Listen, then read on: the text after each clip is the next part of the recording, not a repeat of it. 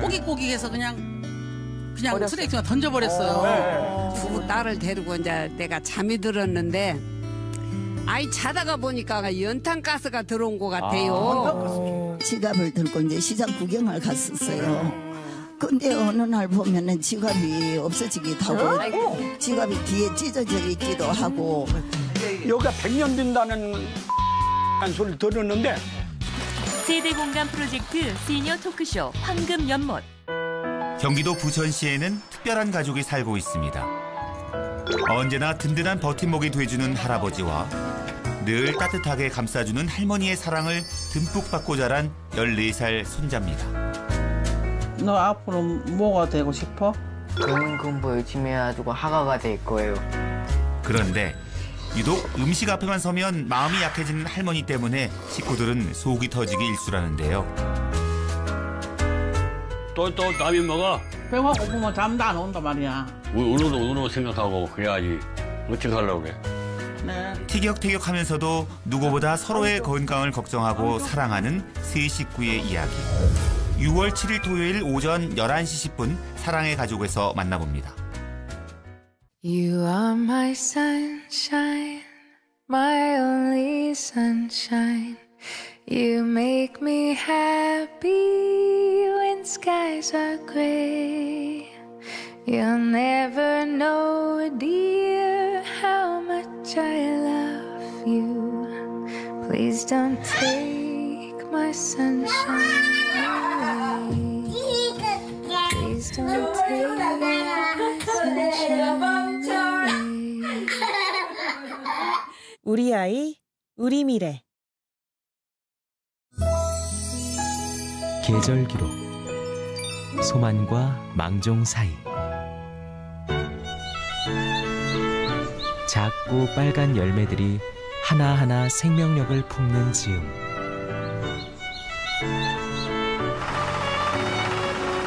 노란 물결 넘실넘실.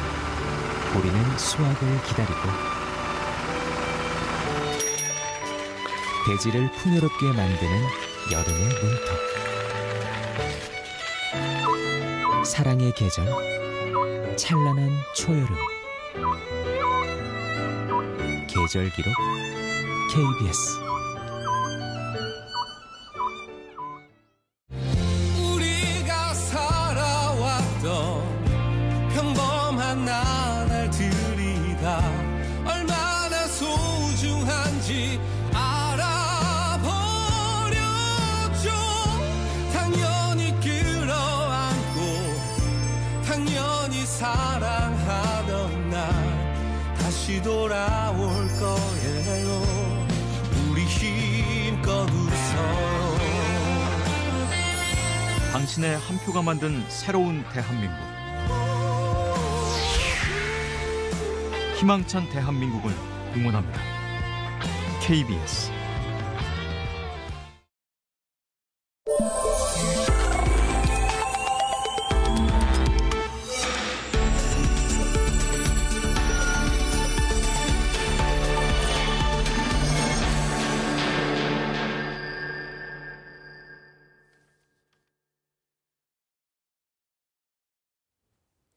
시청자 여러분 안녕하십니까. 6월 4일 수요일 특집 사사건건입니다. 국민의 선택은 날카롭고 예리했습니다. 계엄 사태를 심판하면서 3년 만에 정권 교체를 시켰지만 역대 대선 최다표를 주면서도 과반은 달성시키지 않았습니다. 민주당 계열 정부 가운데 처음으로 여대 야소 환경에서 출범한 이재명 정부는 앞으로 어떤 행보를 보일까요? 주요 인선과 이재명 대통령 취임 소식 다뤄봅니다. 더불어민주당 최인호 전 의원, 국민의힘 홍석준 전 의원, 그리고 여론 분석 전문가인 윤희웅 오피니언즈 대표입니다. 어서 오십시오. 안녕하세요. 예. 자, 먼저 이재명 대통령의 인생 여정을 영상으로 구성했는데요. 잠깐 보겠습니다.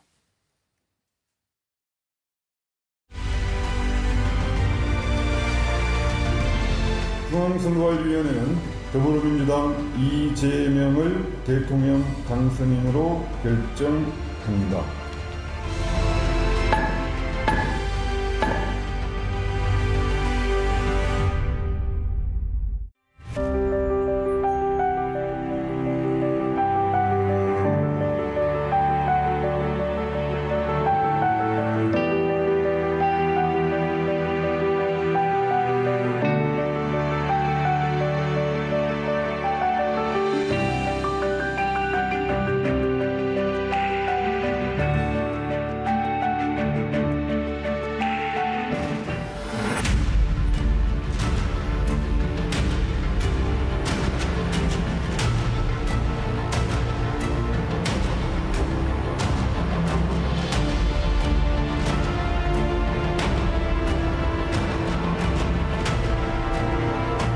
대통령의 책임은 국민을 통합시키는 것입니다.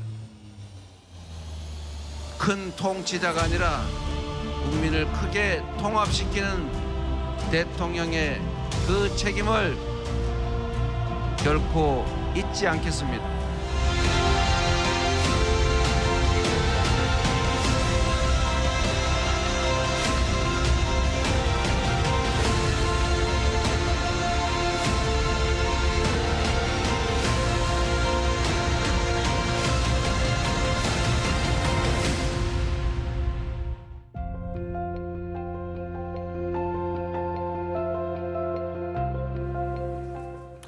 네, 지금 보신 국회에서는 또 이재명 대통령의 취임 선서가 있었는데요. 선서 후에 국민께 드리는 말씀을 통해서 제21대 대통령으로서 첫 인사도 전했습니다. 이제 출범하는 민주당 정권 이재명 정부는 정의로운 통합정부, 유연한 실용정부가 될 것입니다. 분열의 정치를 끝낸 대통령이 되겠습니다. 국민 통합을 동력으로 삼아 이 위기를 극복해내겠습니다. 이제부터 진보의 문제란 없습니다. 이제부터 보수의 문제도 없습니다. 박정희 정책도 김대중 정책도 필요하고 유용하면 구별 없이 쓸 것입니다. 존경하는 국민 여러분, 회복도 성장도 결국은 이 땅의 주인인 국민의 행복을 위한 것입니다. 대한민국 주권자의 충직한 일꾼으로서 5,200만 국민의 삶과 국가의 미래를 위탁받은 대리인으로서 제21대 대통령에게 주어진 책임을 충실하게 이행하겠습니다. 예, 최인호 의원님, 지금 이재명 대통령의 대통령으로서 첫 인사 국민께 드린 말씀 같이 들어보셨는데 저는 뭐 통합, 민생 회복 이런 것들이 눈에 들어오던데 혹시 어느 부분 좀 눈여겨보셨습니까? 아무래도 뭐 통합 정치를 하겠다. 예. 또 국민들을 하나로 모으겠다 하는 그런 그 천명이 가장 저는 강조되었고 인상적이었다 이렇게 평가하는데요. 네. 실제 윤석열 전 대통령의 계엄 이후에 탄핵 찬성, 탄핵 반대, 또 대선을 거치는 동안 국민들의 마음이 상당히 흩어졌지 않습니까? 그래서 이 흩어진 민심을 하나로 빨리 통합을 시키고 네. 또 국민 통합의 정치를 또 실현하기 위해서는 물론 50% 가까운 높은 득표도 물론 동력이 되겠지만 국민들의 마음을 모을 수 있는 국민 통합 정신을 자꾸 강조함으로써 예. 좀 우리 반대했던 국민들 또 찬성하지 않았던 지지하지 않았던 국민들께서도 이재명 정부에 대해서 관심을 가져주시고 또 잘하는 것은 박수를 쳐주시고 또 맞지 않는 부분에 대해서는 지적을 해주시고 이런 소통과 협력의 정치를 통해서 네. 국민 분열 정치를 이제 종식시키겠다 하는 그런 것을 강조한 측면에서 매우 의미가 있다 네. 이렇게 생각하고요. 또 실용정부라는 것은 김대중 정부 또 박정희 정부를 언급했습니다. 그렇습니다. 박정희 정부는 상징적인 게 경제 성장입니다. 후보 시절에 이재명 대통령은 성장 없이 복지 없다라는 말을 누차 강조를 했죠. 그러니까 경제 성장이 지금 이 시기에는 가장 우선이다. 어려운 경제를 회복시켜야만이 세수가 늘고 세수가 늘어야 그것을 바탕으로 해서 복지를 더 정대시킬 수 있지 않느냐 해서 경제 성장이 오히려 더 우선이라는 점을 계속 강조를 해왔습니다. 네. 그런 측면에서 박정희 정부가 추진했던 그 산업화의 성과, 경제 성장 이 부분에 대해서 그 정신만큼은 바로 받겠다 하는 그런 것을 이제 의지를 표명한 것 같고요. 네, 네. 또 김대중 대통령은 생산적 복지를 천명했고 특히 기초연금법이라든지 이런 것을 통해서 우리나라 최초로 어떤 복지를 확대시킨 그런 업적이 있거든요. 그런 측면에서 경제 성장을 기반으로 해서 복지도 현실에 맞게끔 더 강화해 나가겠다 네. 하는 그런 천명으로 봐집니다. 그래서 한마디로 통합적 실용정부다. 통합적 실용정부. 예. 예.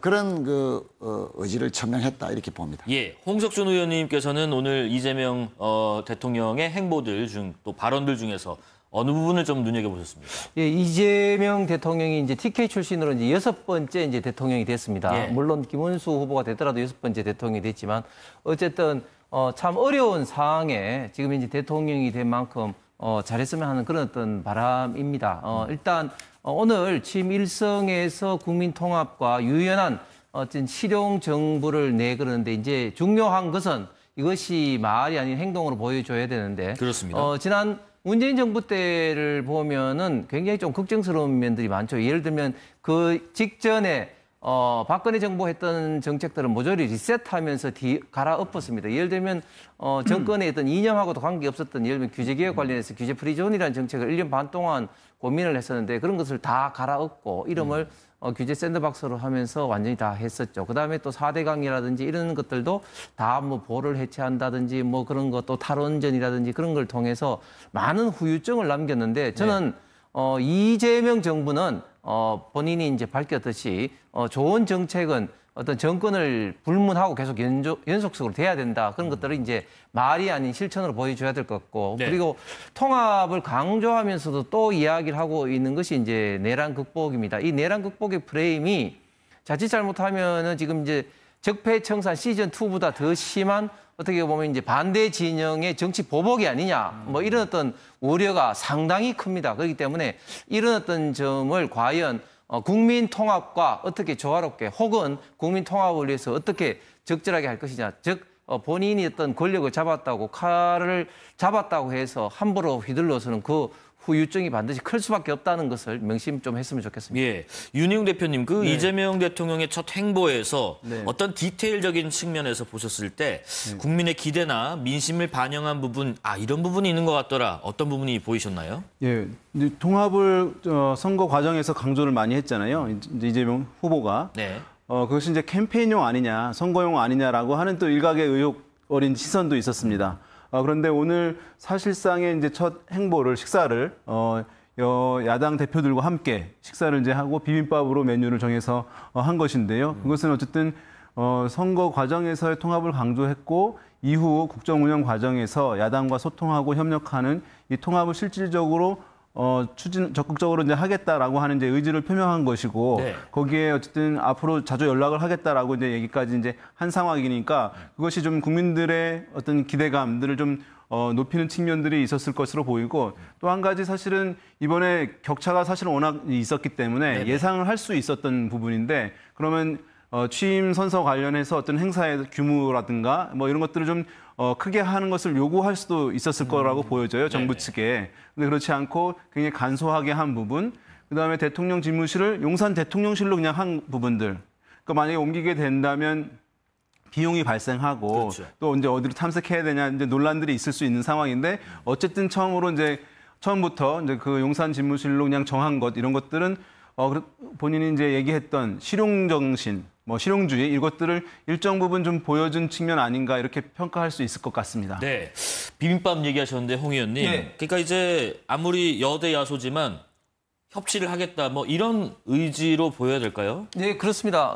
특히 또 비빔밥의 재료 소재가 또 전국 각지에서 온 소재를 가지고 이제 했다고 하니까 저는 통합의 상징적인 어떤 메뉴를 선정하지 않았나 그렇게 생각하고 또 여야의 6당 대표들과 이제 했기 때문에 저는 굉장히 좀 좋게 봤습니다. 앞으로 물론 이제 국정이 바쁘기 때문에 사실은 지금 어떤 생각했던 만큼 자주는 아니지만 어쨌든 이제 여야 협치의 어떤 모습을 보이는 것이 우리 국민을 위해서 바람직하지 않나 싶습니다. 그렇습니다.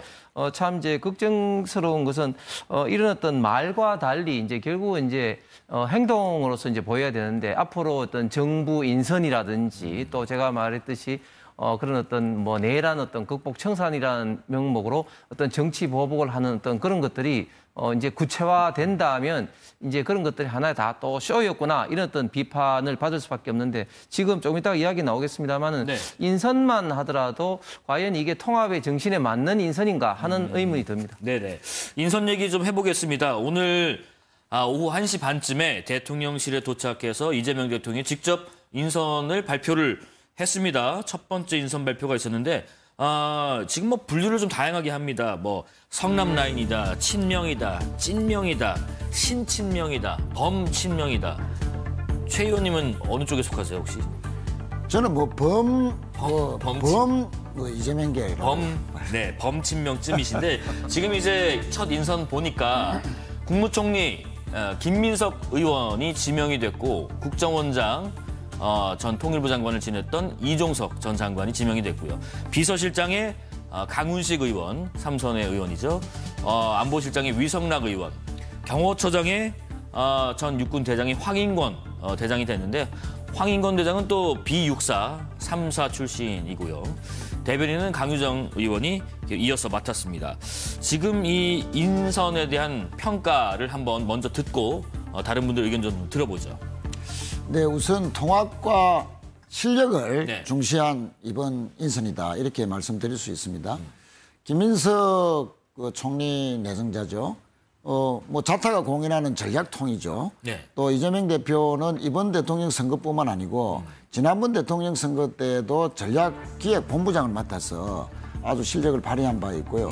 또 민주당의 수석 최고위원을 맡아서 그동안 당무라든지 또 이재명 대표가 여러 가지 당대표를 수용하는 과정에서 앞장서서 정무적으로 여러 가지 조언도 하고 또 실력을 발휘한 바가 있습니다. 지역구가 또 여기 영등포 쪽이고. 그렇습니다. 그리고 김민석 의원 같은 경우에는 그 비상계엄에 대한 그 사전에 맞습니다. 경고성 질의를 참 많이 했었었죠. 저도 뭐 이 프로그램에 나와서 처음에 계엄에 대해서 누차 이야기를 했을 때 이제 좀 그런 이야기를 안 했으면 좋겠다라고 했는데 그게 2달, 3달 후에 바로 그냥 계엄이 실제 터져버렸지 않습니까? 자, 그래서 놀랍다. 어떻게 이 계엄을 그렇게 예고를 할 수 있느냐. 자, 그런 측면에서라도 김민석 총리 내정자가 얼마만큼 전략적으로 실력이 있었는가 또 예지력이 있었는가를 여실히 잘 보여준 사례라고 보고요. 이종석 전 장관은 어떻습니까? 이종석 전 장관은 뭐 제가 참여정부 노무현 대통령 비서관을 할 때 그분이 통일부 장관을 하셨죠. 국가안보실에도 근무를 하셨는데 뭐 평화 정책 또 김대중 대통령의 햇볕 정책이라든지 또 노무현 대통령의 대북 포용 정책이라든지 뭐 이런 그 과정에서 아주 핵심적인 역할을 했습니다. 그 이분을 국정원장에 한 것은 지금 윤석열 전 대통령 계엄 이후에 대외 정보라든지 또 여러 가지 대외 관계의 국정원이 할 수 있는 역할이 좀 취약해질 가능성이 있다 하는 것을 좀 느슨하게 된 국정원의 기강도 좀 바로잡고 본연의 업무에 좀 충실하자는데 좀 인선의 의미가 있고요. 특히 국정원이 대북 포용 정책, 대북 평화 정책을 또 구체화하는 과정에서 역할을 좀 해달라 하는 그런 의미가 아닌가 그렇게 봐집니다. 비서실장의 강훈식 의원은 좀 젊어졌다는 평이 있습니다. 그렇습니다. 70년대생이죠? 강훈식 비서실장 내정자는 뭐 저와도 8년간 국회의원 생활을 얼마 전까지 같이 했었고요. 50대 초반입니다. 젊음, 또 충청도 출신입니다. 지역 안배, 또 이분은 찐맹이나 소위 말하는 친명 이런 그 분류되지 않는 그러니까 무게파, 중립이다 이런 측면에서 통합에 대한 인선이다. 이런 것까지 다 포함이 되고 있어서 대단히 뛰어난 정부 감각을 보여왔습니다. 그런 측면에서 이재명 대표와는 특별하게 어떤 인연이 깊고 특히 이 대통령께서 강훈식 의원의 보좌를 상당히 협조게 했다 하는 그런 말들을 많이 들었기 때문에 아주 편안하게 국정을 가장 지근거리에서 보좌할 수 있는 책임자로 강훈식 의원을 꼽은 것 같습니다. 한 분 정도만 더 여쭤볼게요. 지금 경호처장에 임명된 황인권 장군 같은 경우는 육사 출신이 아니란 말이죠. 삼사관학교 출신의 호남 출신이고 현역에 있을 때는 이작전사령부, 그러니까 한반도 이남 지역을 총괄하는 지휘관 역할을 했는데 이 비육사라는 점이 혹시 향후에 있을 다른 장군 인사랄지 국방 관련된 인사랄지 여기도 영향을 미칠 수 있는 시그널이 될까요? 뭐 결과를 지켜봐야 되겠습니다만은 비육사 출신을 이렇게 대통령을 경호하는 경호실장이라는 직책으로 가장 근접한 거리에 두게 했다 하는 것은 여러 가지 메시지가 있을 것 같습니다. 특히 이번 계엄을 거치면서 육사 출신의 계엄 소위 내란 주요 종사자가 많았지 않습니까? 자, 그런 측면에서도 좀 시사하는 바가 있지 않겠나 그렇게 봐지고 또 경호처장은 경찰 출신을 경호처장으로 할 수도 있는데 굳이 비육사 출신의 군인을 이렇게 경호실장으로 맡긴 것은 기존의 윤석열 대통령을 경호했던 경호실에 대한 일종의 또 불신이 깔린 또 앞으로 경호실 자체가 좀 근본적으로 개혁이 돼야 된다 하는 그런 측면에서에 대한 메시지였다는 인사가 아닌가 네. 저는 뭐 그렇게 생각합니다. 네. 홍 의원님은 혹시 그 아까 이 인선을 보니까 이런 점에서 좀 의문이 가는 부분이 있다라고 살짝 언급하셨는데 혹시 어떤 부분에서 좀 의문이 간다 싶은 부분이 있으세요? 예, 언급한 6분 중에 가장 중요한 것이 아무래도 이제 국무총리와 비서실장 자리가 되겠죠. 비서실장으로 강훈식 의원 참 훌륭한 분이고 저도 같이 의정 생활을 해보니까 굉장히 합리적이고 그 이재명 대통령이 저는 인선을 잘한 것 같습니다.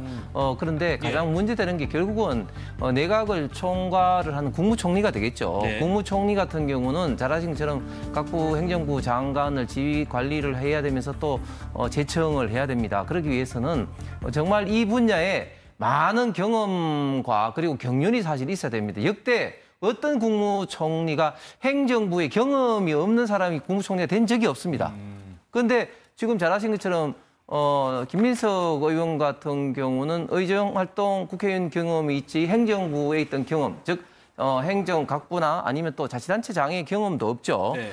과연 저는 이런 경험도 없는 김민석 의원을 왜 이렇게 했느냐. 결국 잘 아신 것처럼 김민석 의원 같은 경우는 초반에 서울대 총학생회장 출신으로 아주 신데렐처럼 운동권으로 이제 정치권에 들어와서 잘 나가다가 이제 2002년 대선 때 정몽준 의원을 지지하면서 사실상 진보 좌파 진영에서 거의 한 20년 동안 방랑자 생활을 해왔었죠. 그러다가 이번에 이재명 대표 시절에 이제 영입이 되면서 화려하게 이제 국회에 이제 컴백한 그런 어떤 케이스인데 저는 왜 김민석 의원을 했나? 결국은 지금 이재명 대통령은 뭐 통합이라든지 이런 어떤 좋은 이야기를 하고 악역은 결국은 이제 김민석 총리 내정자가 이제 맡아라 그런 어떤 시그널이 아닌가 싶습니다. 왜냐하면 지금 빨리 해야 될 것들이 몇 가지가 있죠. 빨리 이제 행정 강요들을 임명하면서 이제 국무회의도 구성을 해야 되고 특히 그 국무회의를 구성을 해야만 국회에서 지금 이재명 대통령의 어떤 방탄을 위한 여러 가지 법들,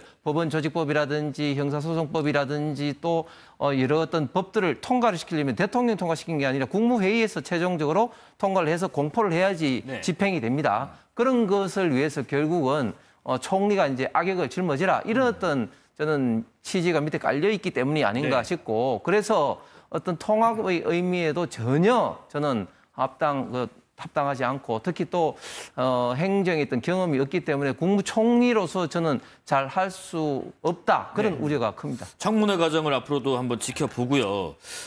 윤희웅 대표님 나오셨으니까 이제 투표 결과도 한번 좀 살펴보면서 말씀 나눠보겠습니다. 이재명 민주당 후보가 49.42% 득표율로 21대 대통령에 당선이 됐습니다. 김문수 후보는 41.15%, 이준석 후보는 8.34% 득표율을 각각 보였고요. 권영국 후보는 1% 조금 못 미쳤습니다. 이재명 대통령은 득표율 49.42%로 과반에는 실패했지만은 이번 대선에서 1,728만 7,513표를 얻었는데 이 득표수가 대선 역대 최다 득표 기록을 갈아치웠습니다. 윤석열 전 대통령 당선 때 첫 1,600만 표대를 기록한 데 이어서 이번에는 사상 첫 1,700만 표대인데 우선은 윤 대표님께 먼저 좀 여쭤볼게요. 이 과반을 차지하느냐, 과반을 차지하지 않느냐 이 점이 또 의미하는 바가 좀 다른가요? 일단은 뭐 상당한 격차로 이제 당선이 된 것이기 때문에 그 자체로 이제 의미 부여할 수 있고 말씀하신 대로 이제 최다 득표를 한 것이니까 또 이전 사례 경험에 비추어서 정당성을 그만큼 더 많이 이제 확보했다라고 이제 긍정적인 평가가 가능하겠고요.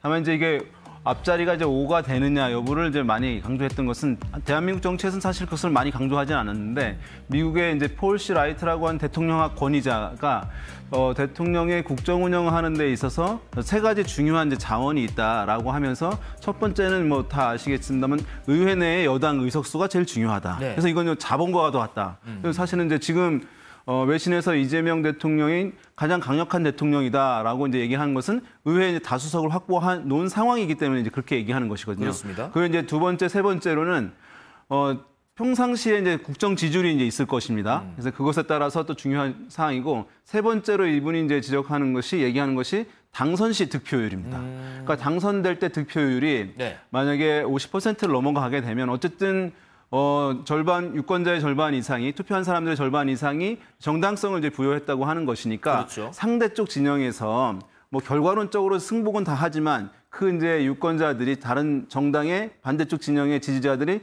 심리적으로 이제 그것을 승복할 것이냐 이제 이런 부분들은 사실 애매한 부분들이 있을 텐데 만약에 50% 넘어가면 그게 좀 수월할 수 있지 않겠는가. 그래서 이후에 정책을 추진하고 어떤 이제 행보를 추진할 때 있어서도 뭐 국민적인 어떤 호응을 좀 수월하게 가져갈 수 있으니 좀 50%를 넘어가는 것이 좋다라고 이제 얘기를 한 것입니다. 그래서 그런 50이 되지 않은 부분에 대한 이제 아쉬움은 있을 수 있는데 그것은 이후에 이제 국정 운영 과정에서 국정 지지율 등을 통해서 이제 복원에 채워 나가야 되는 부분이라고 생각되는데요. 네네. 그래서 미국 정가에 이제 이런 말이 있습니다.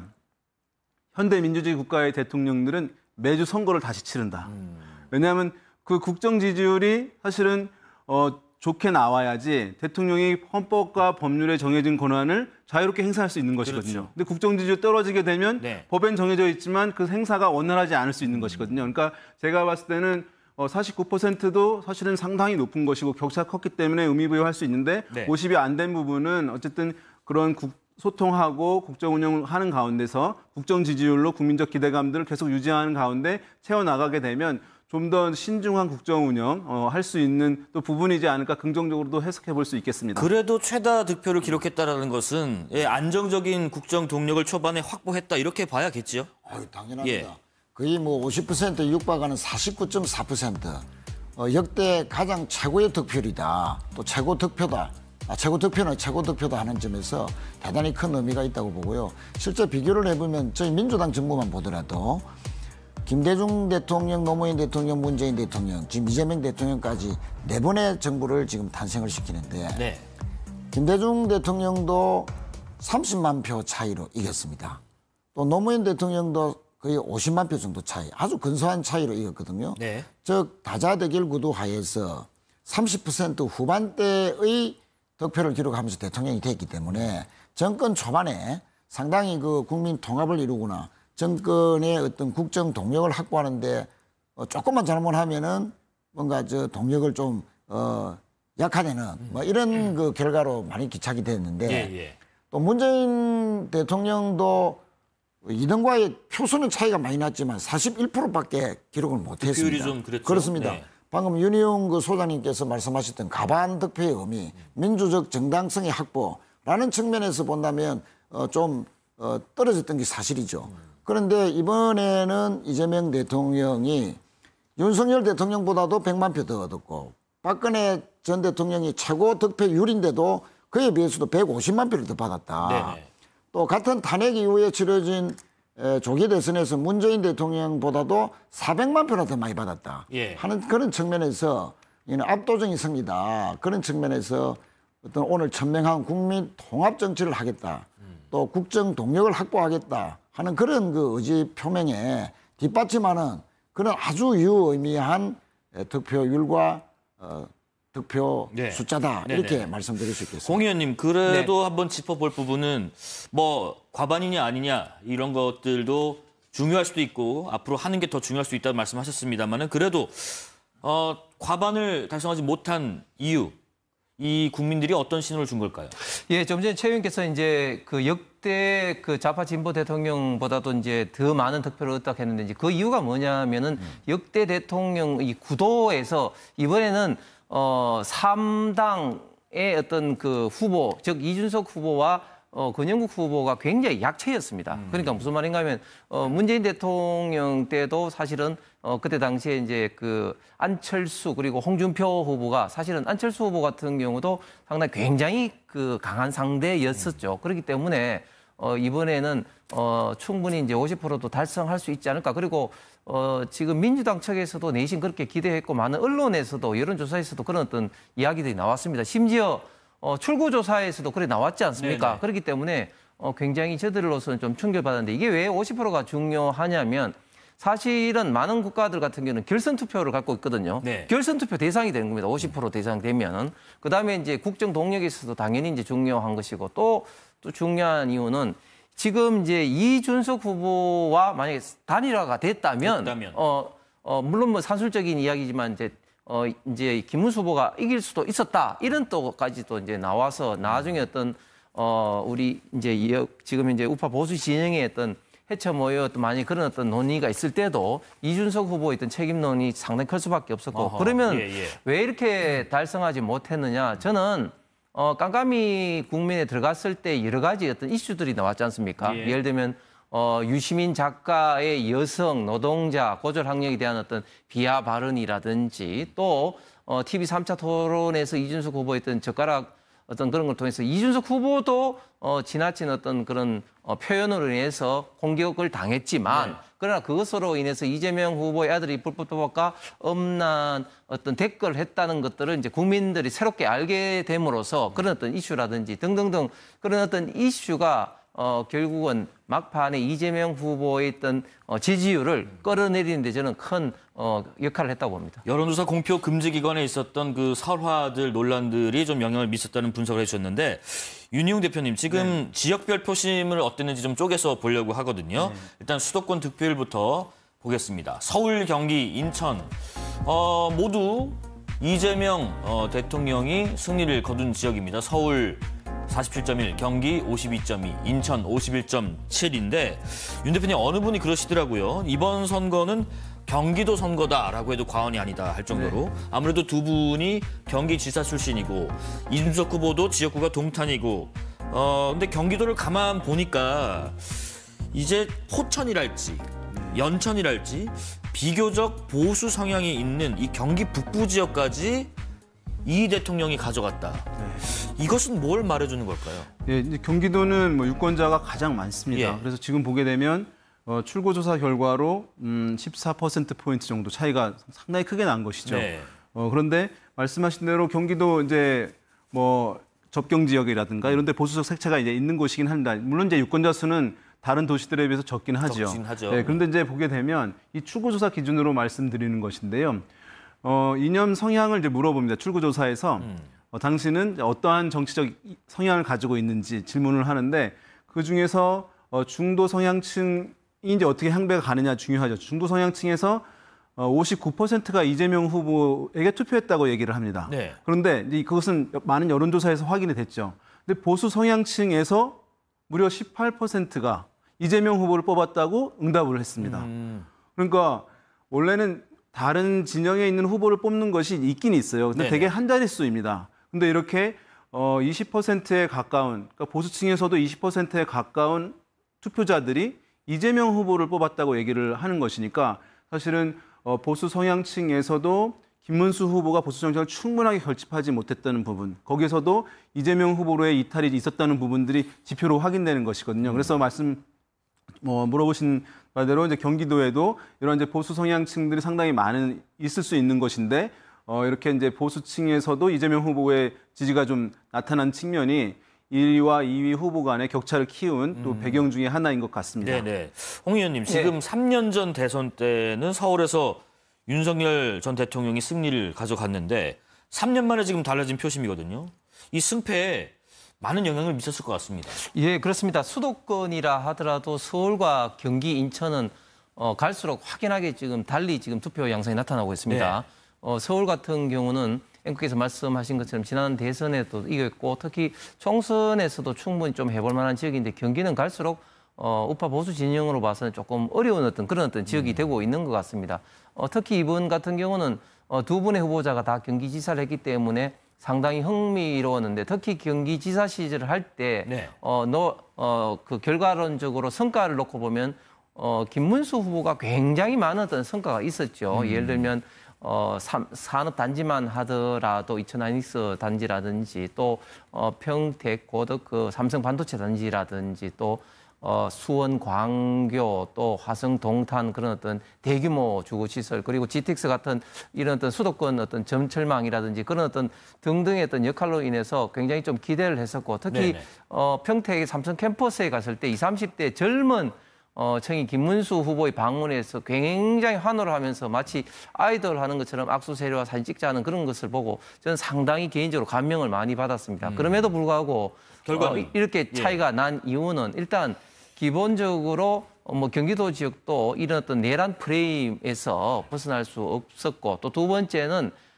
지금 당의 어떤 지지 기반이 굉장히 차이가 많이 납니다. 예를 들면 지금 책임당원, 즉 돈을 내는 어떤 책임당원, 민주당에서는 권리당원이라는 표현도 쓰는데 숫자가 굉장히 차이가 좀 많이 나고 있습니다. 당의 어떤 기반 자체도 좀 경기도가 지금 지금 국민의힘에서보다 민주당 월등히 더 센 그런 것들이 복합적으로 작용하고 있고, 반대로 서울 같은 경우는 좀 상대적으로 조금 경기도보다는 좀 고령화되고 있어서 네. 완전히 경기도와는 다른 투표 양상을 보이고 있는 것 같습니다. 네, 최 의원님께는 이 질문 좀 드려볼게요. 민주당은 이번 선거에서 지금 전통적 보수 텃밭이라 불리는 부울경과 대구 경북 지역에 공을 상당히 많이 들였습니다. 우리 최 의원님도 영상이 막 돌더라고요. 그 개찰구 앞에 부산역에서 이렇게 막 끝까지 후보들 지지 유세하시는 걸 봤는데, 먼저 부울경 지역 결과부터 잠깐 볼게요. 모두 이제 김문수 후보가 앞서긴 했습니다. 승리하긴 했습니다만은 민주당이 이 결과를 두고 단순히 패배했다, 이렇게만 보지 않을 것 같아요. 특히 울산 같은 경우에는 47.6대 42.5 이렇게 나타나기도 있는데, 부산 상임선대위원장이셨던 우리 최 의원님 의견 어떻습니까? 한마디로 부산, 경남, 울산이 이재명 대통령의 당선에 톡톡한 효자 역할을 했다. 뭐 그렇게 평가할 수 있고요. 네. 사실 부산에서 40.1%가 나왔는데 네. 저도 평생 부산에서 정치를 했지만 저희 당의 대통령 후보가 부산에서 40%를 넘기는 것이 꿈의 목표다. 40%를 넘기는 수 있는 그런 후보가 한 번도 안 나왔거든요. 예.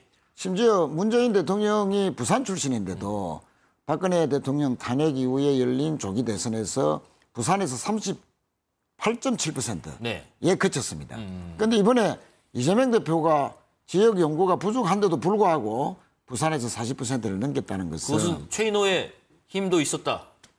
뭐 열심히 했습니다. 예, 그런데 어쨌든 우리 부산 시민들이나 울산 경남의 도민들도 결국은 이번 대선의 의미가 윤석열 전 대통령이 내린 느닷없는 계엄에 대한 심판, 내란 종식의 필요성에 공감한 결과 40%가 넘는 그런 그 높은 득표를 가져왔다라고 하고요. 특히 그 부산 같은 경우에는 이재명 대통령께서 해양수도 부산의 공약을 아주 구체화시키고, 해수부의 부산 이전, H&M 본사 부산 이전, 회사 전문 법원 부산 설립, 심지어 해양수산 비서관을 대통령실에 신설하겠다까지 천명을 하면서 부산 발전에 대한 공약을 거덕거덕 실천하겠다고 다짐을 한 결과, 이재명 대통령 시대가 되면 부산이 정말 어려웠는데 인천보다 사실상 더 뒤져서 인구만 좀 많았지 제3의 도시로 전락해버렸는데, 다시 부산이 제2의 수도로서 명실공히 발전할 수 있지 않겠는가에 대한 기대감을 아주 충분하게 주었다, 공감을 얻었다. 그런 측면에서 부울경에서 40%가 넘는 아주 그런 획기적인 득표를 했다. 그래서 이재명 대통령이 오늘 천명한 국민 통합 정치가 공허한 것이 아니라 실제 잘만 공약을 지키면은 전국적인 의미로 봐서도 통합 정치, 국민 통합 정치를 실현할 수 있는 그 가능성을 충분히 보여준 아주 의미 있는 득표다, 이렇게 생각합니다. 예. 홍 의원님, 좀 뼈아픈 부분이 있나요? 아니면 그래도 부울경에서 앞섰지 않느냐 하는 쪽에 좀 더 무게추를 두시나요? 굉장히 뼈아프죠.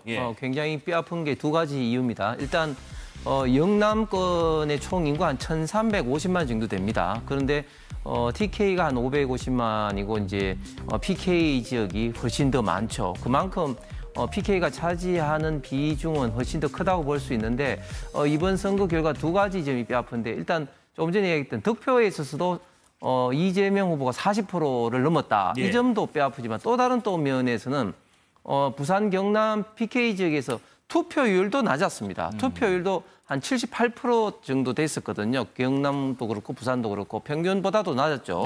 대구가 이제 80%를 넘었는데, 그러니까 두 가지 지점, 즉 투표율도 낮았고 또 득표율도 역대 좌파 진보 대통령 후보 중에서 가장 높았다. 그런 두 가지 측면이 좀 뼈가 아프고, 이런 것들이 저는 이재명 대통령 당선에 큰 영향을 미치게 됐다 봅니다. 단 앞으로 과연 이재명 대통령이 지금 후보 시절에 했던 이야기들, 즉 여러 공약들이 어떻게 될 것인가 이런 점들이 결국은 좀 전에 최 의원께서 말씀하신 것처럼 부산 경남 시도민들의 어떤 열망을 갖고 있는데 지켜지지 않으면 나중에는 오히려 더 부메랑으로 될 수도 있다는 말씀도 드리겠습니다. 예, 이렇게 최 의원님 일을 지금 부산의 공약도 있고 여러 가지 차원에서 지금 인수위도 없이 시작하기 때문에 바로 업무에 들어가야 되거든요. 그런데 지금 이재명 대통령이 용산 대통령실 사무실에 갔더니 꼭 무덤 같다 이렇게 기자들에게 얘기를 했어요. 왜 그런가 하고 물어봤더니 용산 사무실에 왔는데 아무것도 없답니다. 뭐 필기도구를 줄 직원도 없고 컴퓨터도 없고 프린터도 없고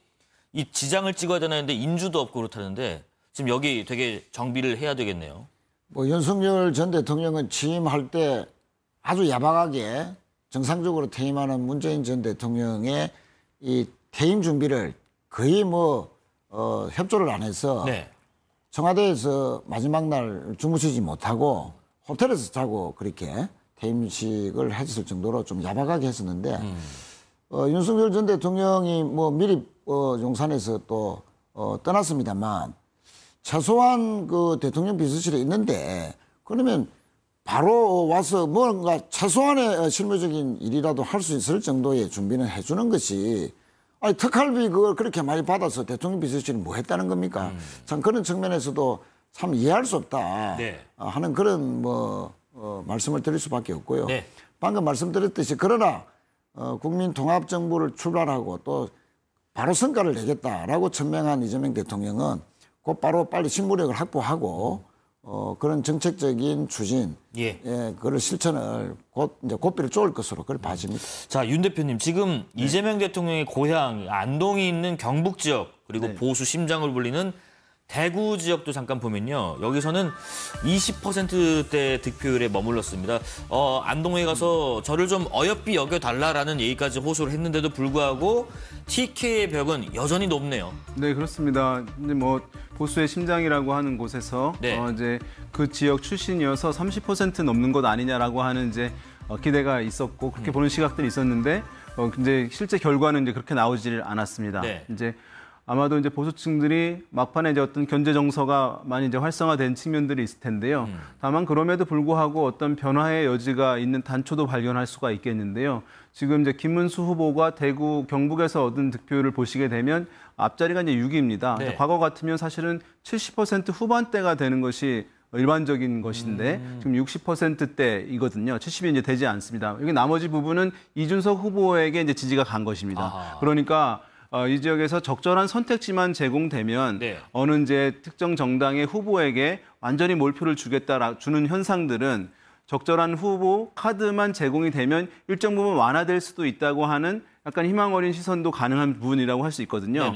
그래서 지금 이제 이렇게 득표율만 봤을 때 이제 민주당 후보인 이재명 후보의 득표율 사실은 낮긴 합니다만 만약에 어떤 정책들 이제 대구 경북을 위한 어떤 정책도 추진하고 한다면은 또 이제 다소간 변화의 여지는 더 있을 가능성도 배제할 수는 없어 보입니다. 네.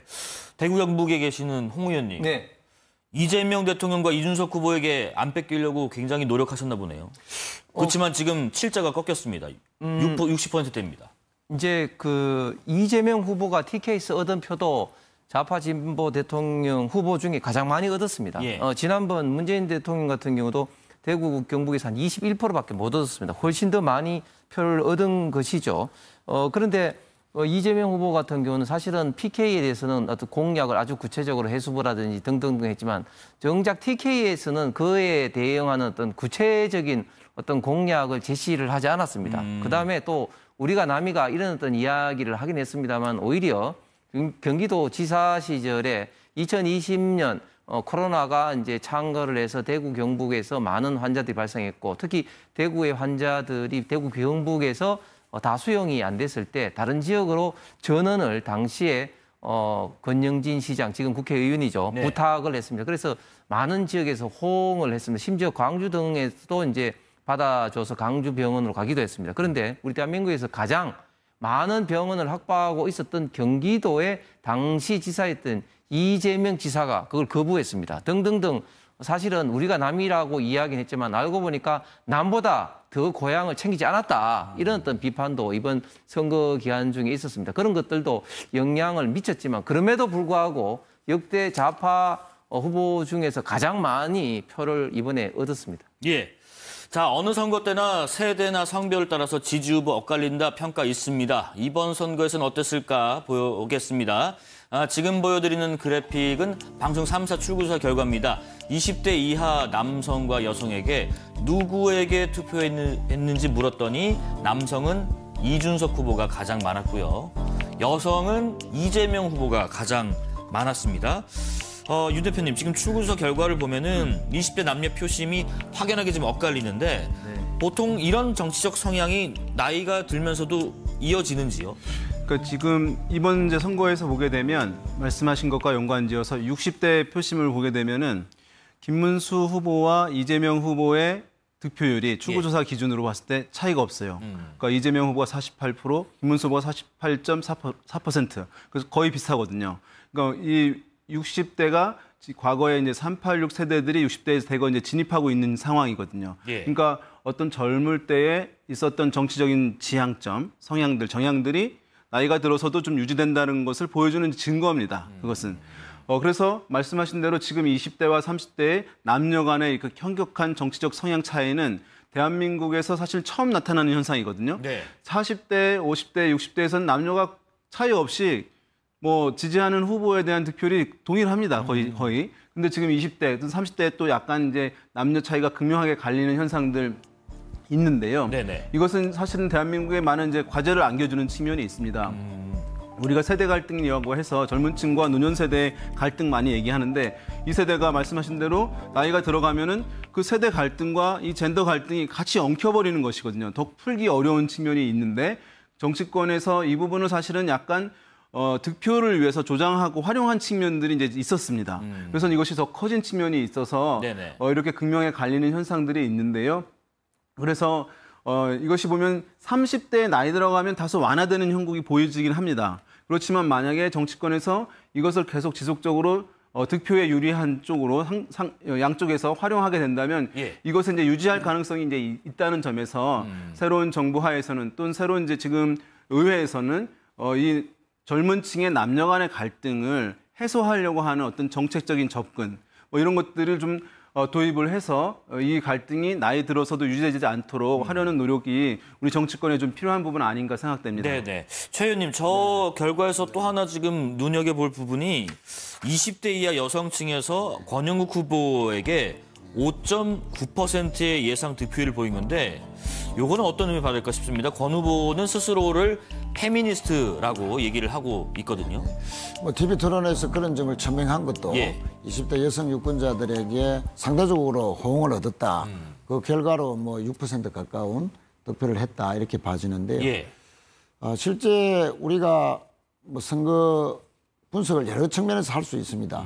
뭐 지역 통합이라는 측면에서 지역 갈등. 뭐 이것은 이재명 대통령이 전국에 골고루 지지를 받았다. TK를 제외하고는. 뭐 그런 측면에서 상당 부분 지역 간의 갈등 부분은 상당히 해소된 상태에서 시작하는 거 아니냐는 측면에서 상당히 고무적이고 또 계층 갈등에 대해서는 아직 분석이 없습니다. 뭐 그 부분은 좀 우리가 더 분석을 해봐야 되는데 특히 이 이제 남녀 간의 이 표 차이가 좀 두드러진다. 특히 20대에서 20대 남성 유권자들은 보수적인 후보들에게 대거 지지를 했고 또 20대 여성 유권자들은 이재명 후보에게 또 대거 지지를 했단 말이죠. 이렇게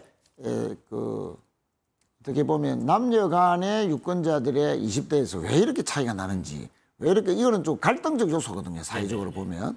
또 실제 갈등이 또 현실적으로 일어나고 있지 않습니까?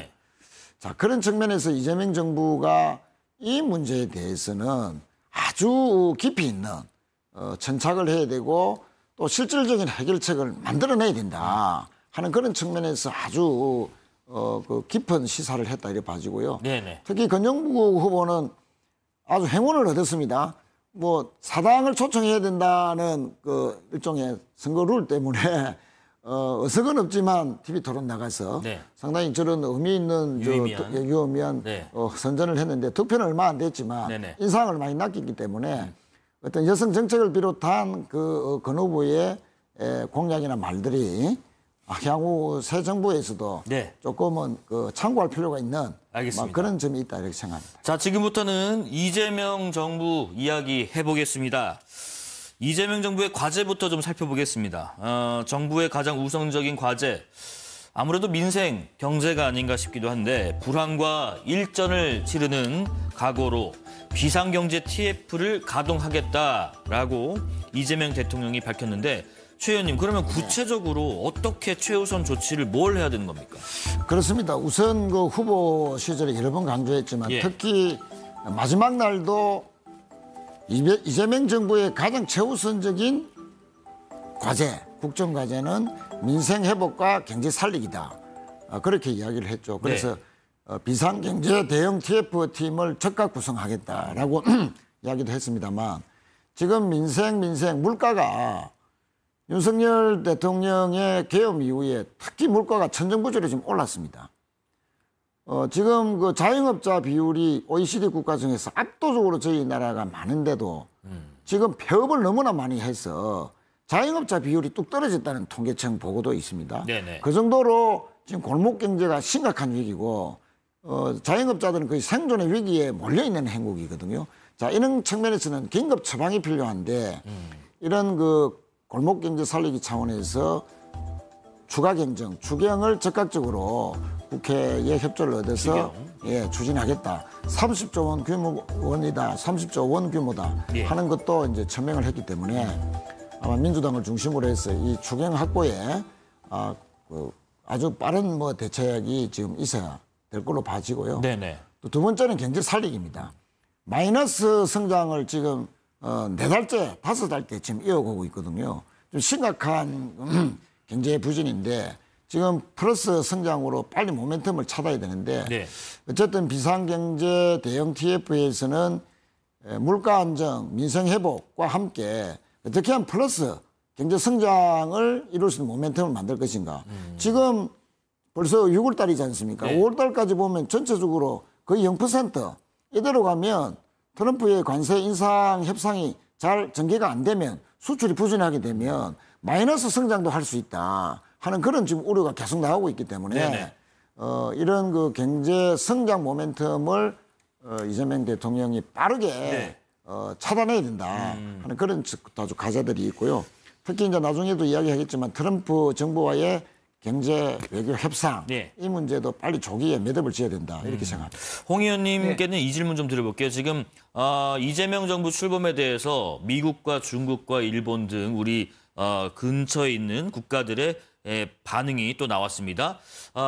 미국 정부는 축하 인사를 일단 전하면서 한미일 3자 협력, 안보, 또 경제 분야의 협력 강화를 기대한다라고 밝혔고, 다만 이제 전 세계 민주주의 국가에 대한 중국의 개입 등에 반대한다는 등의 입장도 내놨고, 이러다 보니까 여러 해석이 나오고 있고요. 일본의 이시바 총리는 이재명 대통령의 취임을 축하하면서 한일 간의 협력이 더 활발해지길 기대한다라고 밝혔습니다. 그러니까 서로 한일 간의 외교의 중요성을 되게 강조를 했고요. 또 이제 한중 관계가 좀 개선할 수 있지 않겠느냐라는 기대도 섞여 있는데, 이 한중일 이 반응들 좀 보면서 우리가 무엇보다 먼저 풀어야 될 과제, 어느 나라의 어떤 문제일까요? 아무래도 일단 줄라이 패키지를 앞두고 있는 미국과의 관계가 가장 중요하죠. 지금 우리 대한민국의 경제가 윤석열 정부 때 3년 평균 경제 성장률이 한 2.3% 됩니다.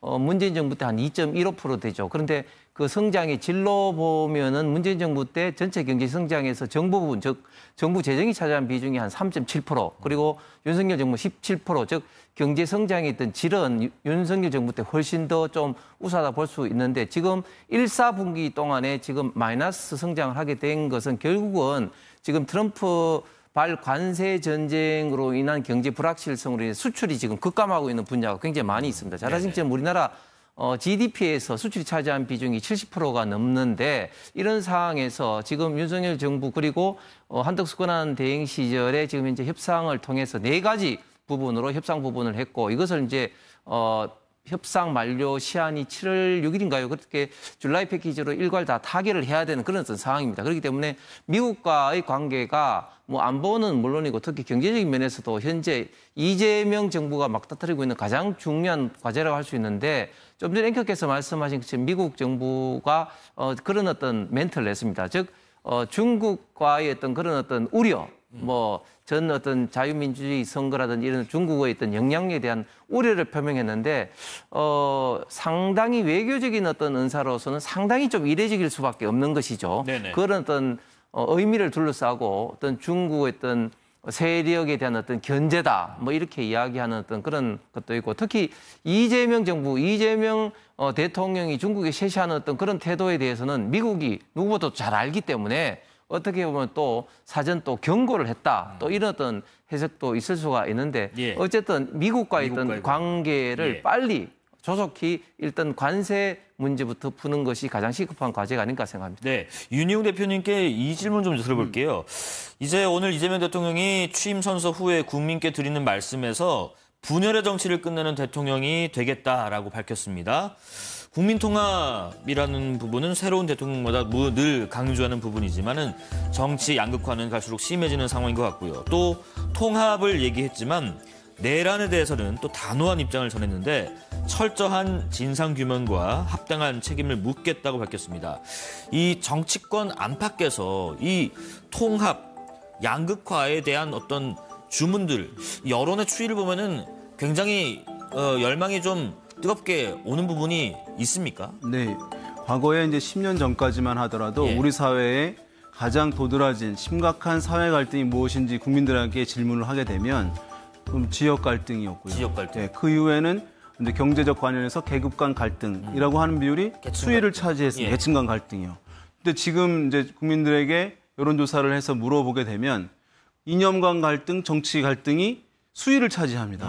그러니까 과거 10년 전에 비해 지금 엄청나게 변화가 있는 거죠. 사실은 정치 영역이라고 하는 것이 이러한 갈등을 해소하라고 이제 임무를 부여받은 그룹인데 그것이 어떤 갈등 확대의 진원지가 되고 있는 그런 상황이거든요. 그러니까 국민들이 정치 영역에 대해서 굉장히 이제 불신이 강한 것이거든요. 네네. 그래서 신뢰를 이제 회복하는 것이 함께 이제 필요한 가운데 이 통합이 이제 그 무엇보다 중요한 것인데요. 정치권 내부에서부터 통합을 하려고 하는 흐름들이 보여져야 국민들이 일단 신뢰를 보내고 정치가 이제 다른 갈등을 해소하는 역할을 할 수 있는 메커니즘이 작동할 수 있는 것이거든요. 네. 그래서 이제 이재명 정부에서 대통령이 통합을 하겠다, 이런 부분들 강조를 이제 했는데요.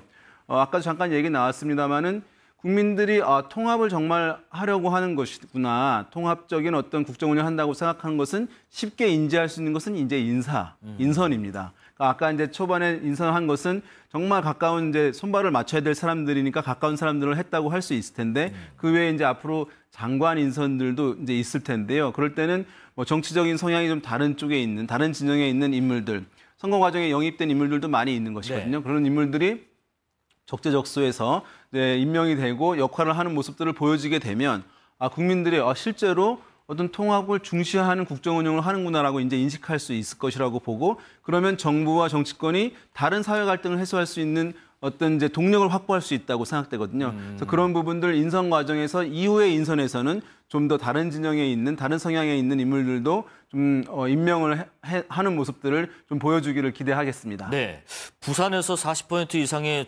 득표율에 중추적 역할을 하신 최 의원님.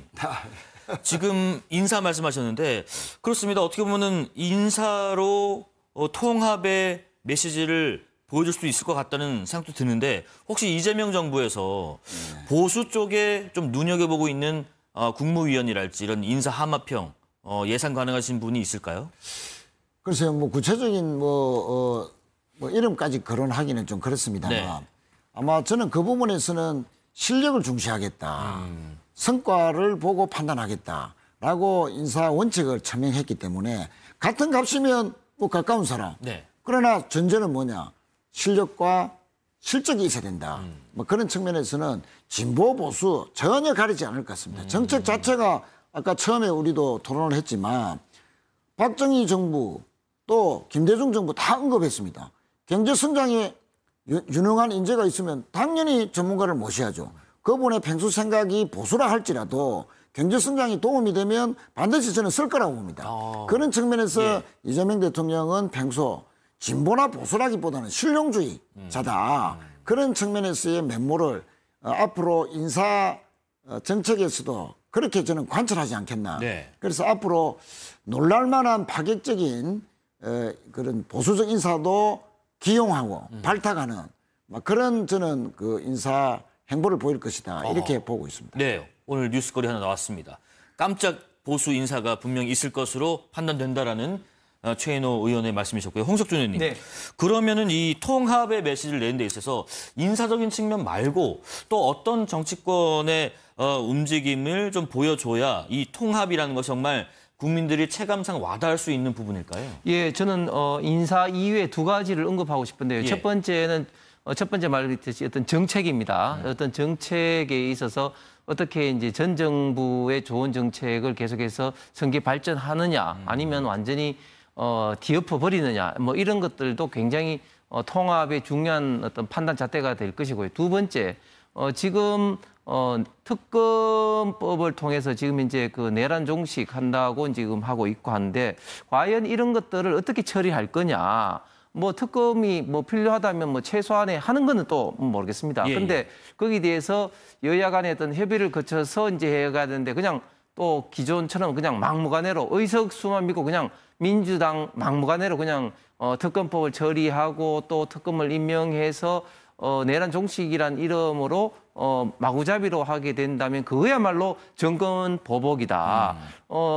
이재명 대통령이 선거 국면에서 그리고 그 이전부터 정권 보복은 없을 거다. 수십 차례, 수백 차례 이야기를 했는데, 저는 그것이 그냥 빈말이 아님을 보여주기 위해서는 그런 어떤 특검법 처리부터 제대로 해야 된다. 그렇지 않으면 정말 이 내란 종식이라는 명분으로 무자비한 어떤 정치 보복이 자행되는 어떤 그런 현상이 벌어질 것이고, 그것이 곧 문재인 정부 때 했던 적폐청산에서 우리가 봤지만 그런 것들이 결국은 국론을 분열하는 데 큰 요인이 될 거라고 생각합니다. 내일 그 본회의가 열릴 예정이라고 하던데, 내란 특검법, 또 김건희 특검법, 최상병 특검법 이런 법안들 최 의원님 모두 통과가 되는 겁니까? 그렇습니다. 지금 내란 수사가 사실상 중단된 상태입니다. 국민들에게 6개월간 어마어마한 고통, 뭐 물가도 청정부지로 올랐고 경제도 지금 관리가 안 돼서 엉망이고 트럼프 정부와 경제 협상을 해야 되는데도 대통령이 사실상 부재한 상황에서 경제 협상도 사실은 지지부진한 이런 실정이지 않습니까? 그래서 결과적으로 느닷없는 계엄, 또 내란, 이 주는 국익사항의 폐해, 국민들에게 준 고통이 너무나 크기 때문에 자, 앞으로도 이런 그 계엄이나 내란이나 이런 것은 있어서는 안 된다. 재발 방지 차원에서라도 내란 수사는 불가피한데, 검찰이 그동안 제대로 된 수사를 했으면 특검이 필요가 없죠. 그런데도 불구하고 검찰은 16명을 구속시키고 기소하고 재판하는 데만 멈춰 있습니다. 그러면 최근에 경찰에서는 한덕수 전 국무총리와 최상목 전 기재부총리에 대해서 출국 금지 조치를 했거든요.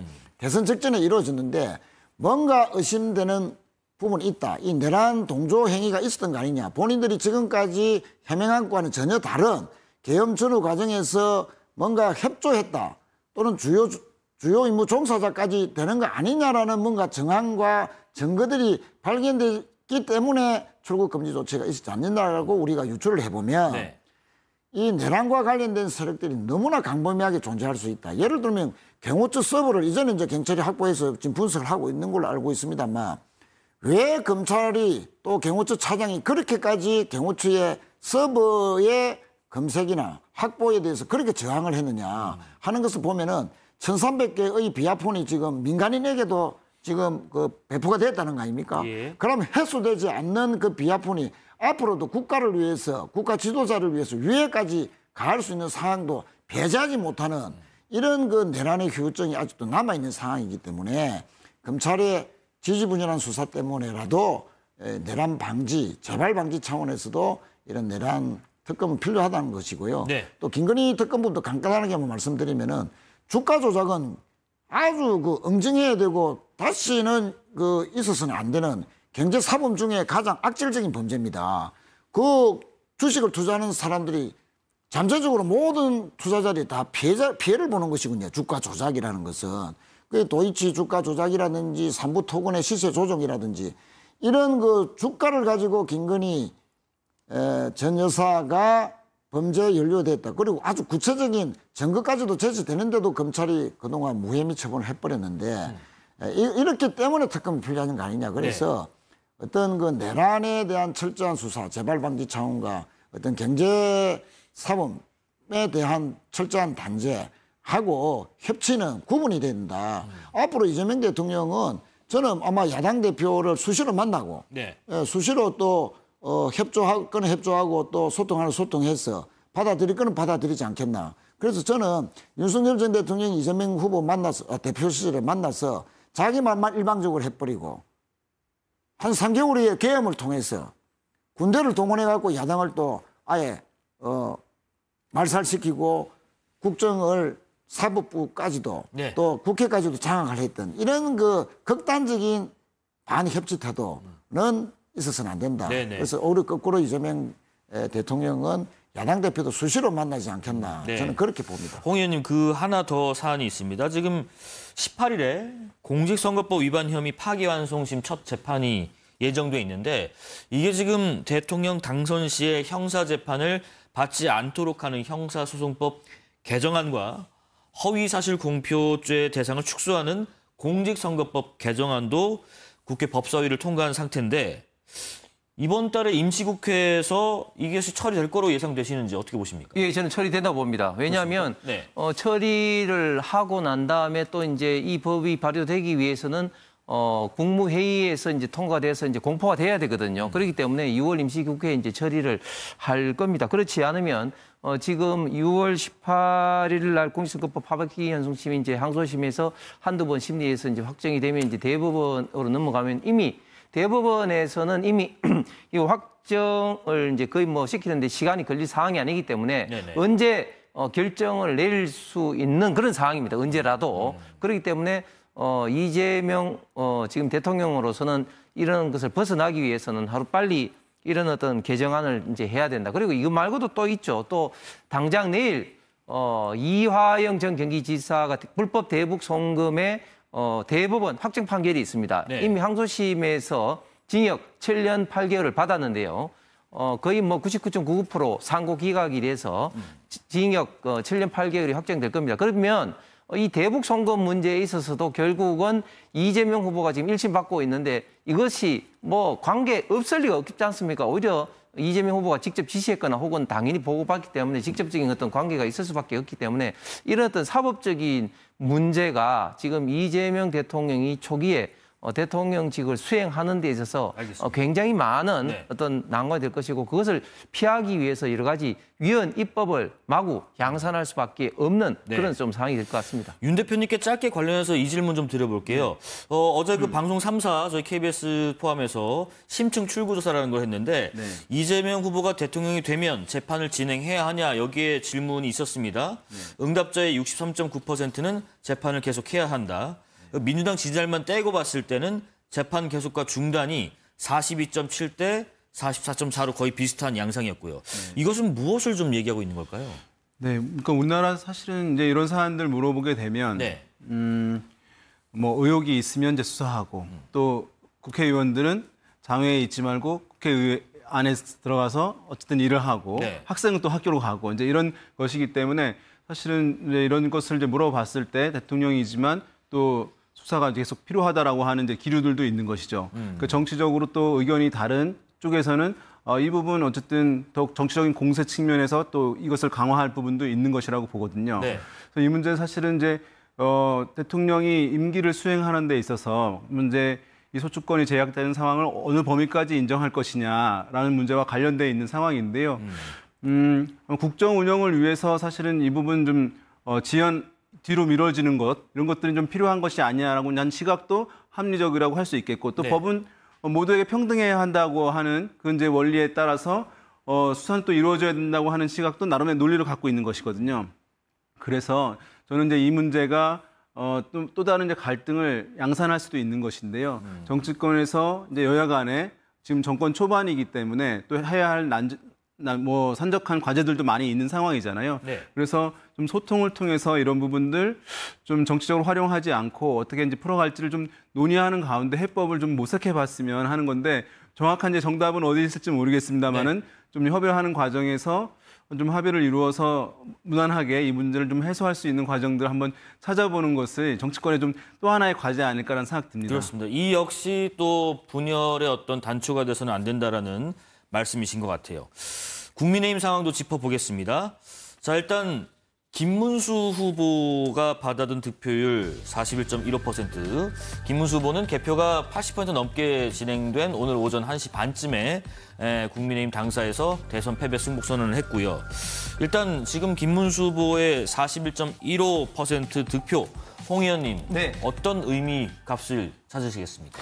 예, 일단 똑같은 탄핵 대선으로 이루어진 지난 19대 대선에서 홍준표 당시 후보가 받은 표가 24%였습니다. 예. 거기에 비해서는 거의 한 17%, 18% 정도 높게 받았었는데, 물론 그럼에도 불구하고 지금 이재명 대통령과는 이제 8% 이상 차이가 나기 때문에 큰 폭차로 졌습니다만은 저는 김문수 후보가 어려운 탄핵 대선에서 그래도 굉장히 좀 선전을 했다. 그것은 이제 김문수 후보가 갖고 있는 여러 가지 어떤 도덕적인 어떤 이미지라든지 또 그동안 후보 경선 과정에서 사실상 선거 운동을 할 수 있는 시간이 극히 제한돼 있음에도 불구하고 이렇게 나오게 된 것은 도덕적인 이미지와 그동안 경기지사로 했던 여러 가지 어떤 업적 뭐 등등이 이제 국민들로부터 평가를 받은 어떤 그런 것들이 아닌가 싶으면서 이번에 어쨌든 김문수 후보는 굉장히 좀 선전을 좀 했다.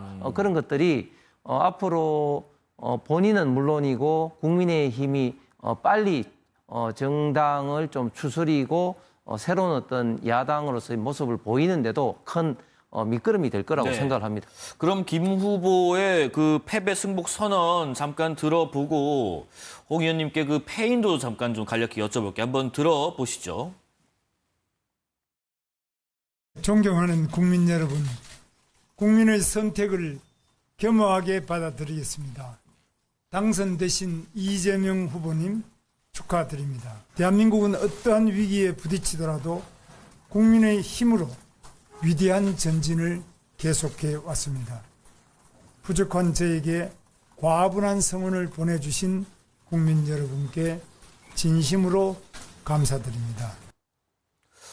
어떻습니까? 그런 의견도 있습니다. 애초에 그 탄핵 반대랄지 계엄이랄지 이런 부분에 좀 소극적인 입장을 보였던 후보를 내세운 자체가 좀 소구력 측면에서 한계가 있지 않았느냐. 뭐 이런 의견도 있거든요. 패인은 어디로 보십니까? 예, 그렇습니다. 일단 이번 대선은 이제 민주당에서 주장했던 내란 어떤 프레임, 그리고 저희 당이 주장했던 이재명 후보가 됐을 때는 독재 프레임, 이렇게 이제 프레임으로 이제 맞섰는데, 아무래도 내란 프레임에 사실은 극복할 수 없었다.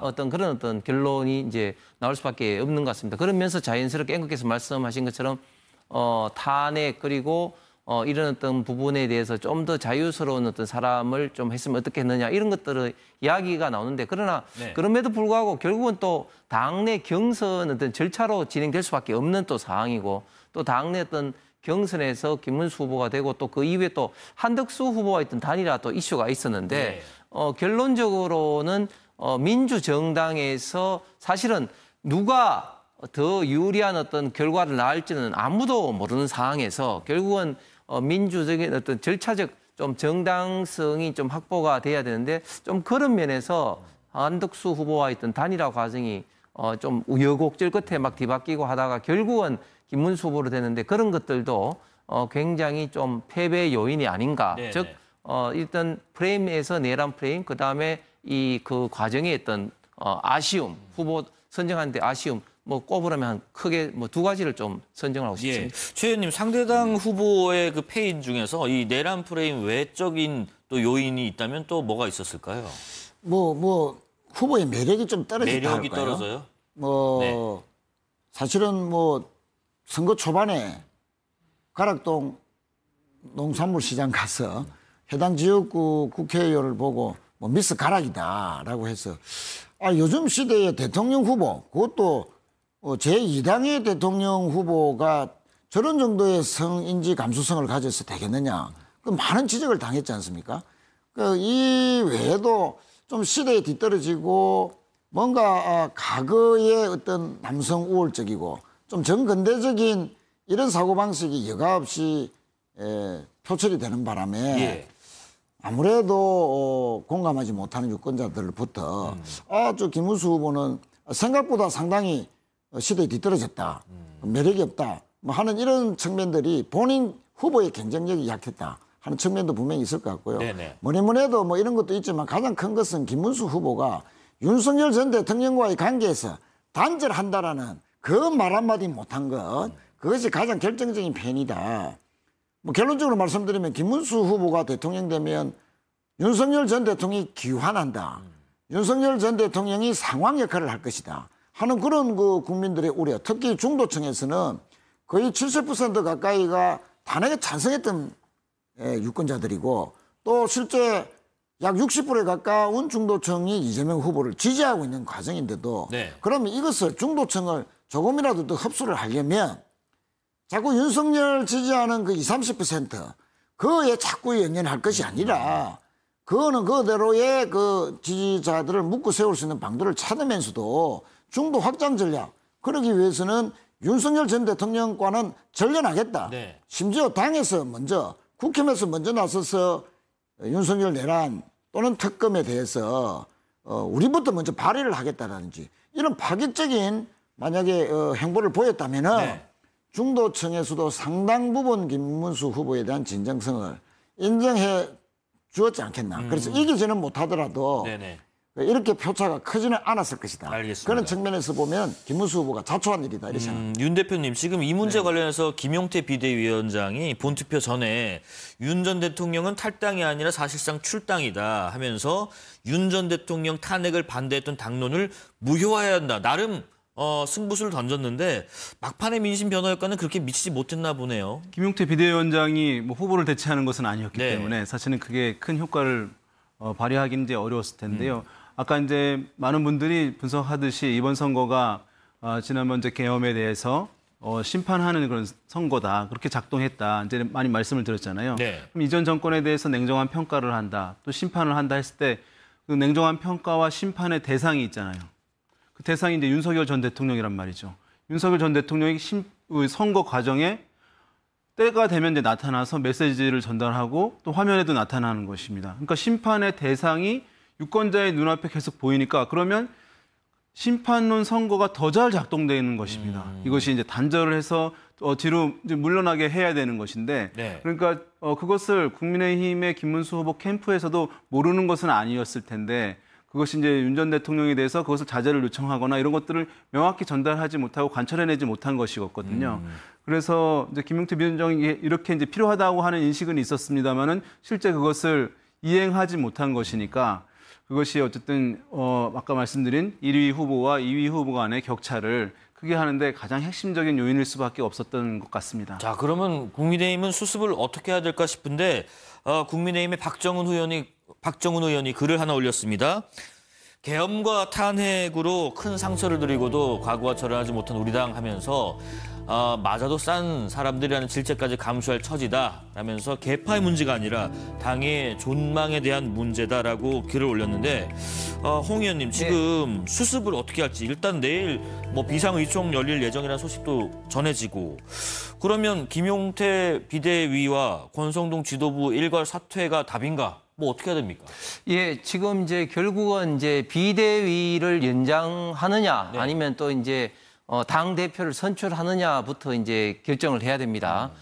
그런데 지금 모든 사람들이 동의하는 것은 국민의힘이 기초부터 뼈를 깎는 어떤 혁신의 어떤 각오로 모든 기득권을 내려놓아야 된다. 이런 점에 대해서는 모든 사람들이 공감한다고 봅니다. 그러면 어떤 그런 것들을 가지고 구체적으로 어떻게 당원 당규를 바꾸고 특히 자유민주주의와 시장 경제의 어떤 이야기를 하면서도 그런 어떤 이념이 당에 어떻게 살아 움직일 수 있도록 즉 당의 어떤 그 운영이라든지 작동이라든지 공천이라든지 이런 것들이 어떻게 이제 움직일 수 있도록 하느냐 하는 문제에 대해서는 모든 사람들이 고민을 하면서 그런 것들이 당연히 이제 표출이 돼야 되는데 그런 것을 표출하기 위해서는 결국은 당 대표를 새롭게 뽑아야 된다. 저는 개인적으로 그렇게 생각합니다. 왜냐하면 당 대표를 뽑으면서 자연스럽게 그런 어떤 의견을 표출하는 어떤 분들에 의해서 그런 어떤 그 생각들이 국민들에게 이제 반영이 될 때 당이 국민들로부터 어떤 신뢰를 받을 수 있지 않겠느냐 생각합니다. 그리고 두 번째는 이렇게 비대위를 계속해서 연장을 하다 보면은 새롭게 비대위를 맡을 사람도 적절하지 않을 뿐만 아니라 특히 또 김영태 비대위원장 역시 또 이번에 비대위원장으로서도 책임이 또 있는 만큼 거기에 대해서 자유스러울 거 없다. 그래서 빨리 당이 조속히 정비를 해야 되고 그 정비 방법은 당대표 선출 과정이어야 된다. 그러나 그 당대표 선출 과정에서 어떤 기득권을 모든 것을 내려놓지 않으면 오히려 국민들로부터 더 질타를 받을 수 있다고 생각합니다. 예, 자연스럽게 당권 얘기가 나오게 되는데 선거 과정에서요. 이 집안 싸움도 고스란히 드러났습니다. 당시 상황 영상으로 좀 추려봤습니다.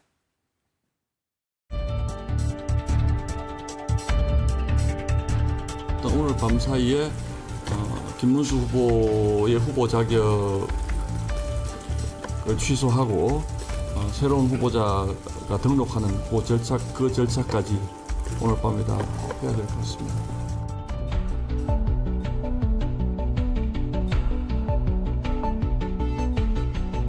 야밤에 정치 쿠데타가 벌어졌습니다.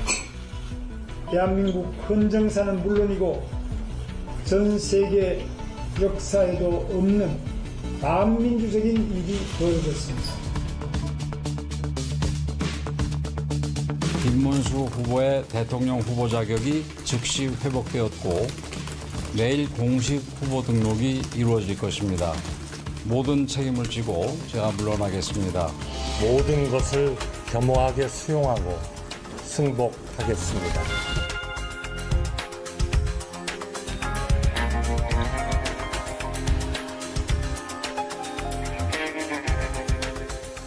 최 의원님 지금 상대당에서 지금 이 단일화 추진 과정에서 당권 거래 제한이 있었다라는 이준석 후보 측의 이제 주장이 있어서 좀 논란이 되기도 했는데 이런 부분들까지 곱씹어 본다면 역시 어떤 대선에 대한 목표보다 다른 것에 목표가 있는 사람들이 좀 분위기를 좀 흐리게 만드는 이런 일도 좀 있었다고 좀 짐작이 되시나요? 그렇습니다. 지금 국민의힘은 상대당이지만 국민 전체의 정치권 전체가 좀 개혁하기를 바란다.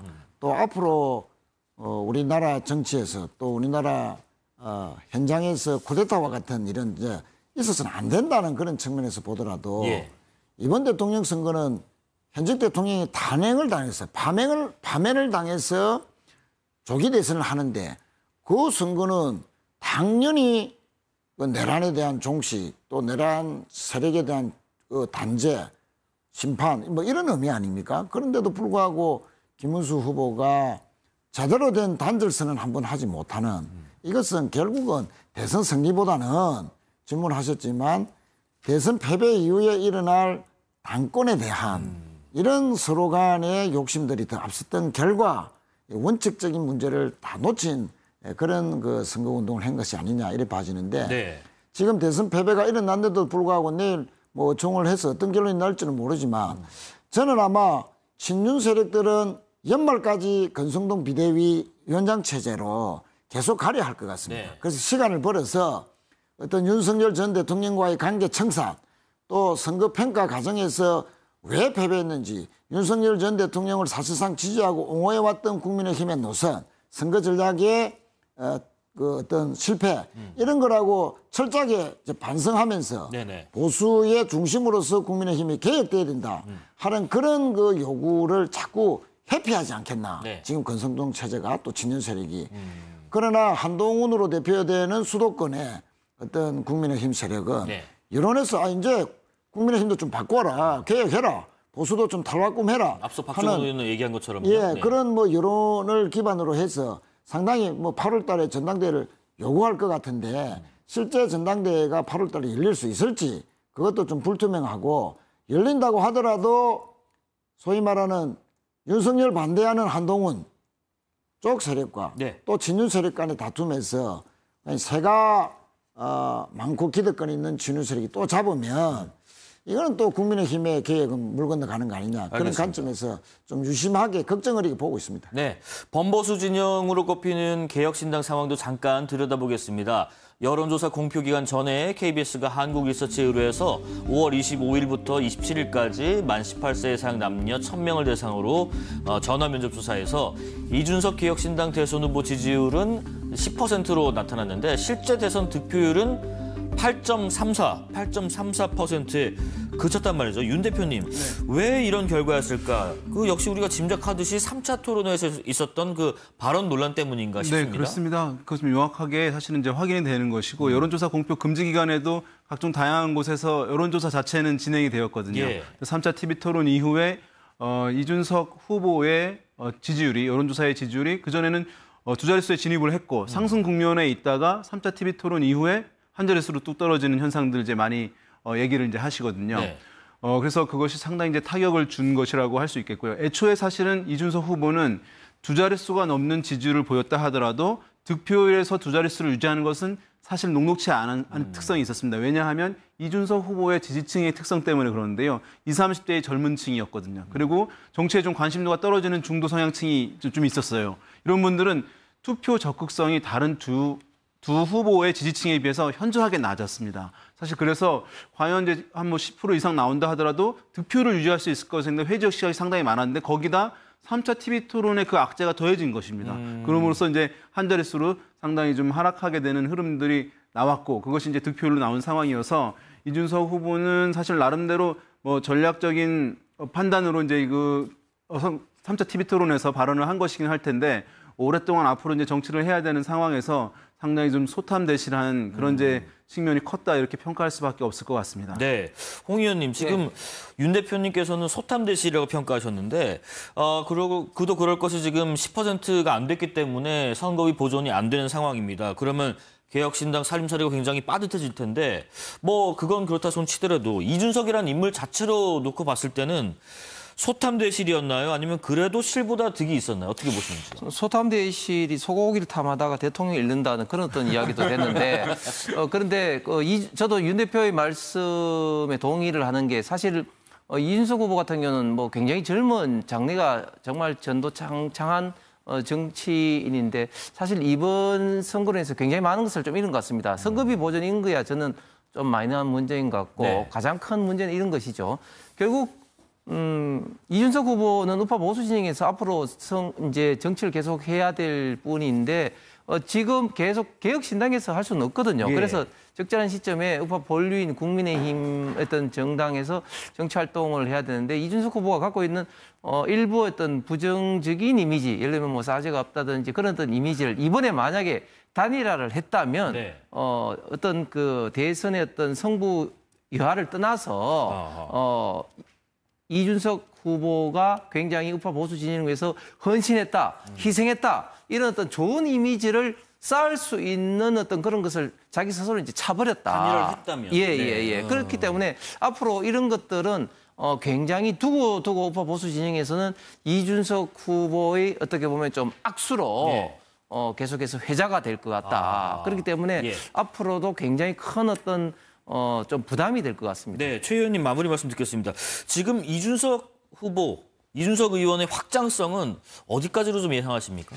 뭐 이번에 뭐 8점 몇 %죠? 8.34%에 그쳤기 때문에 자신이 목표했던 10% 이상 두 자리 득표를 해서 보수 정치권의 재편 과정에서 주도권을 지겠다는 그 목표는 이제 이루지 못했다라고 볼 수 있고요.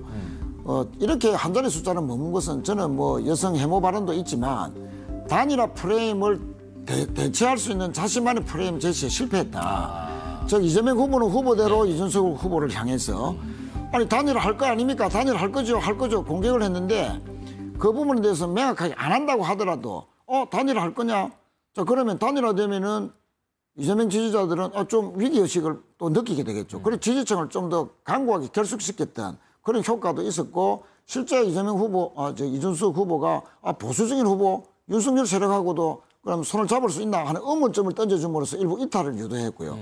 김문수 후보는 줄기차게 안 되는 것을 알면서도 계속 단일화를 주장했어요. 심지어 야밤에 의원실 앞에 가서도 기다리고 했죠. 자 이렇게 쇼잉한 것은 결국은 이준석 후보로 단일화하는 것보다는 또 이준석 후보가 독자적으로 자꾸 출마를 고수함으로써 표가 분열되는 것보다는 김문수로 표를 모아주어야 이재명과 대결이 가능하다. 그런 그 표의 단일화를 위해서 전략적으로 그렇게 했는데 실제로 또 빠져나간 결과 아니겠습니까? 그래서 이준석 후보는 단일화 프레임에 전혀 대처하지 못하는 그런 정치적인 전술의 실패와 또 여성 혐오 발언까지 겹쳐서 본인의 목표는 전혀 이루지 못하고 어떤 부정적인 이미지만 극대화시켰던 제일 어떻게 보면 이번 대선 과정에서 차대로 실패한 후보다. 그렇게 저는 평가하고 싶습니다. 윤 대표님 마지막으로요. 만약에 단일화를 했다면은 결과가 바뀌었을 것으로 예상하시나요? 그렇게 이제 얘기하시는 분 많이 있는데요. 합한다고 해서 그것이 온전히 가기는 힘들거든요. 지난 이제 2017년에도 문재인 후보가 41%던데 만약에 다른 후보들이 여러 명 있었잖아요. 그게 2명, 3명으로 줄었다고 한다면 저는 이제 문재인 후보의 득표는 더 올라갔을 수 있다고 보는 거거든요. 그러니까 메뉴가 선택지가 다르게 제시되면 유권자의 행동 패턴도 달라질 수 있는 것이고 그 1위 후보는 더 올라갈 수도 있는 것이거든요. 그래서 그런 이제 단순 합치면 더 많았다라고 하는 것들은 어떤 정치적인 공세 차원에서 활용될 수는 있지만 실제 이제 선거 과정에서 그렇게 된다고 또 꼭 나오는 것은 아니라는 말씀을 드립니다. 자, 지금까지 더불어민주당 최인호 전 의원, 국민의힘 홍석준 전 의원, 여론분석 전문가 윤희웅 오피니언스 대표와 말씀 나눴습니다. 고맙습니다. 감사합니다. 6월 4일 수요일 특집 사사건건 여기까지입니다. 내일 뵙겠습니다. 시청해주신 여러분 고맙습니다.